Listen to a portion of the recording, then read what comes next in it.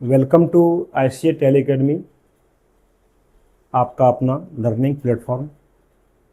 आज हम आपको कुछ वोचर एंट्री करके दिखा रहे हैं कि टैली में वोचर एंट्री कैसे करेंगे। एट फर्स्ट जब भी हम काम करते हैं बिजनेस का हिसाब किताब, सबसे पहला क्या आता है कि मान लीजिए कि बिजनेस स्टार्ट किया गया 10 लाख चेक के द्वारा। Business started by cheque of rupees 20 lakhs and deposited into Axis bank on the same date.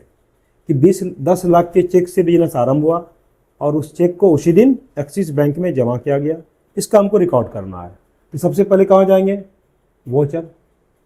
Voucher होने के बाद आपको क्या दिखा रहा है? Payment voucher.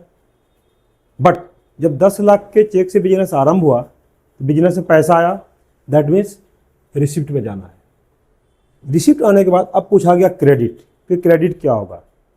कैपिटल, क्योंकि चेक किसके द्वारा गया? ऑनर के द्वारा दिया गया। सबसे पहले हम लोग कैपिटल लेंगे। अब देखिए कैपिटल यहाँ पे लेजर शो नहीं कर रहा है लिस्ट में, तो उसके लिए हम लोग कहाँ जाएंगे? क्रिएट, और एक लेजर बनाएंगे कैपिटल, एक्सेप्ट। कितना अमाउंट डालेंगे? 10 लाख।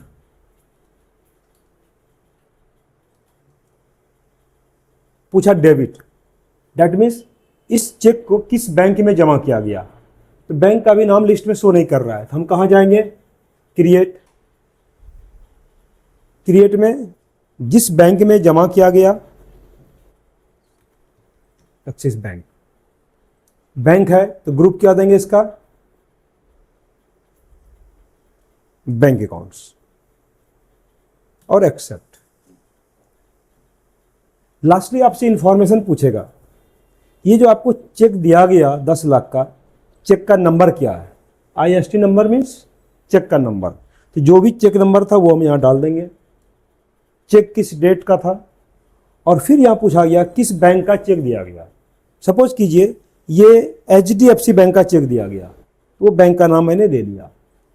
हाँ, यदि आपको लगता है कि यहाँ पे वो नाम भी दिया जाए कि चेक किसके द्वारा रिसीव किया गया, सॉरी किसके द्वारा दिया गया, ऑनर के द्वारा।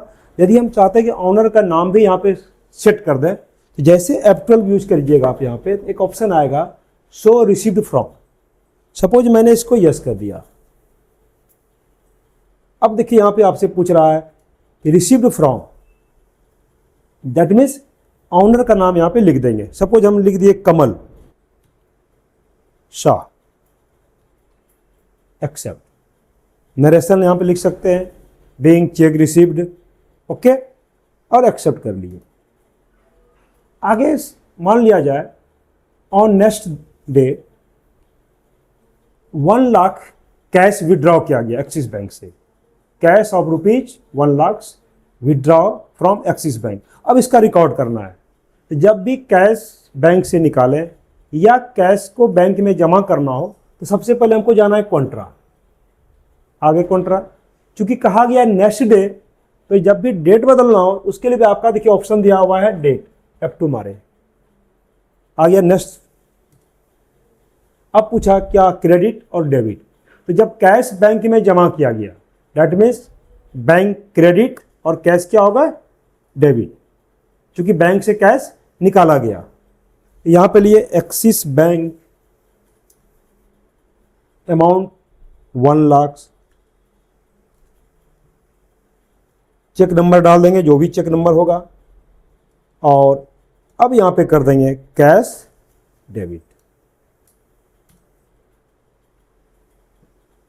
अब हम बनाते हैं, मान लिया जाए कि ऑन नेक्स्ट डे 5000 का स्टेशनरी एक्सपेंस का कुछ सामान खरीदा गया ऑफिस पर्पज से। Purchase office stationery by cash of rupees 5000, यानी जब 5000 का स्टेशनरी का सामान खरीदा गया नगद, दैट मीन्स क्या हुआ? पेमेंट किया गया इसके लिए। तो सबसे पहले हम कहाँ जाएंगे? पेमेंट में। उसके बाद क्या बताए? डेट डालेंगे। अब यहाँ पूछा डेबिट, तो डेबिट में क्या होगा? यहाँ पे स्टेशनरी एक्सपेंस कर सकते हैं दैट, या प्रिंटिंग एंड स्टेशनरी बोल सकते हैं उसको। उसके लिए आपको लेजर बनाना पड़ेगा। यदि लिस्ट में वो लेजर दिख रहा हो तो डायरेक्ट सिलेक्शन से काम हो सकता है, बट यदि लिस्ट में वो लेजर शो नहीं कर रहा हो तो सबसे पहले कहाँ जाएंगे? Create, create. अब यहां पे लिखना है आपको स्टेशनरी एक्सपेंस, स्टेशनरी एक्सपेंस लिख सकते हैं, या आप ऑफिस स्टेशनरी लिख सकते हैं। प्रिंटिंग एंड स्टेशनरी का भी यूज कर सकते हैं। और ये ऑफिस के लिए क्या है, तो ये आपका एक्सपेंस माना जाएगा।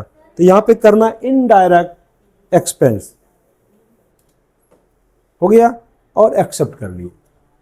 अमाउंट 5000। अब यहां पे क्रेडिट क्या करना है, कैश। आप यहां पे नरेशन लिख सकते हैं, क्या खरीदा गया, बीइंग परचेज ऑफिस स्टेशनरी, और लास्टली इसको एक्सेप्ट कर लेंगे। ओके, तो आप इसको शेयर करें, लाइक करें और चैनल को सब्सक्राइब करें। Thank you.